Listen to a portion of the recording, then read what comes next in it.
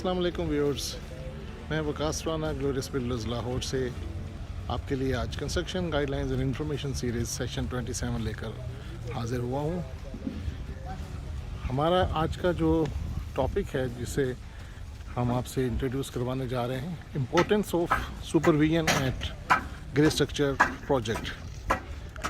आप देख सकते हैं कि इस वक्त हमारी दो टीमें जो कि मैसन्स और लेबर और हमारी स्टील शटरिंग की जो स्टील शटरिंग के फिक्सर्स की टीम है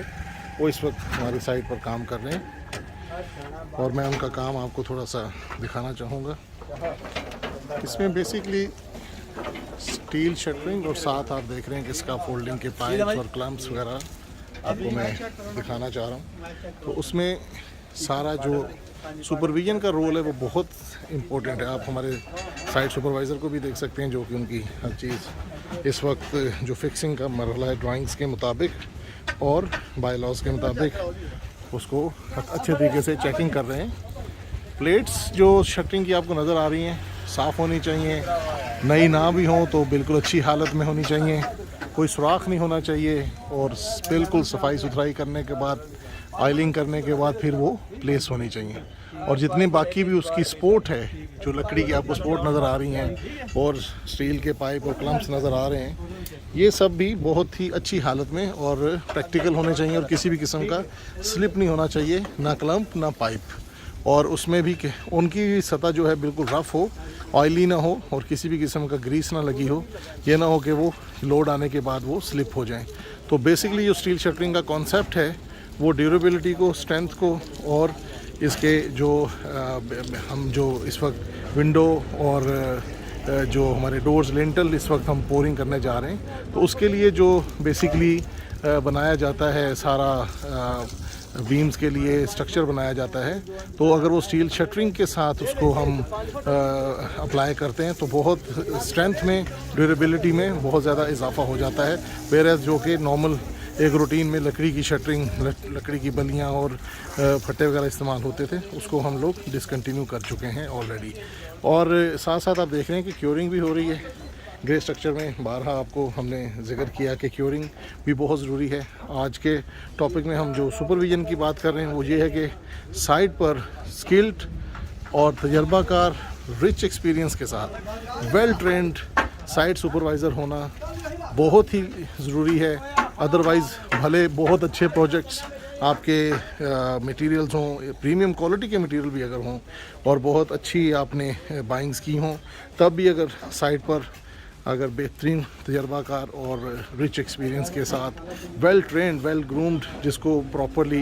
एजुकेट किया गया, जो कि हम अपनी कंपनी के तमाम साइट सुपरवाइज़र को डेली बेसिस पे ट्रेन भी करते हैं, डेली बेसिस पे उन्हें नई टेक्निक्स भी सिखाते हैं और जो दुनिया में नई एडवांसमेंट कंस्ट्रक्शन इंडस्ट्री के अंदर आ रही है उससे भी उनको गाहे बगाहे यूट्यूब वीडियोस के ज़रिए और उनको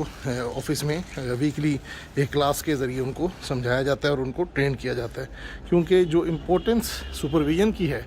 वो हम उससे बहुत अच्छी तरह आगाह हैं कि हमारे अगर साइट्स पे हम प्रीमियम क्वालिटी के जैसे मटेरियल्स आप देख सकते हैं, प्रीमियम क्वालिटी के मटेरियल्स भी हम मंगवाते हैं। हम हर तरह से अपने मैसन्स को, लेबर्स को अच्छी जो है सैलरीज और उनको अच्छी जो वर्किंग कंडीशन और वर्किंग एनवायरनमेंट भी देते हैं। और उसके बावजूद अगर हमारे पास अच्छे सुपरवाइज़र्स ना हों साइट पर जो कि चीज़ों को मॉनिटर कर रहे हों, सारे प्रोसेस को, सारे काम को, तो हमारा जो आउटपुट है या हमारी जो कमिटमेंट लेवल है क्लाइंट्स के साथ, उस पर हमें ख़दशा है कि हम उसको पूरा नहीं कर पाएंगे और उसमें फ़ेल हो जाएंगे। तो साइट पे सुपरवाइज़र और skilled supervisor, well experienced supervisor का होना और सुबह 8 बजे से लेकर शाम 5 बजे तक वहाँ पर उसका मौजूद होना और कंपनी गाइडलाइंस और कंपनी पॉलिसीज़ के मुताबिक ड्राइंग्स को समझते हुए, बाय लॉज को समझते हुए, हर चीज़ की मार्डले की हर स्टेप की बारीकी को वो बखूबी सर अंजाम देना ये एक साइट सुपरवाइज़र की कोर ड्यूटीज़ में शामिल होता है। और साइट सुपरवाइज़र आपके पास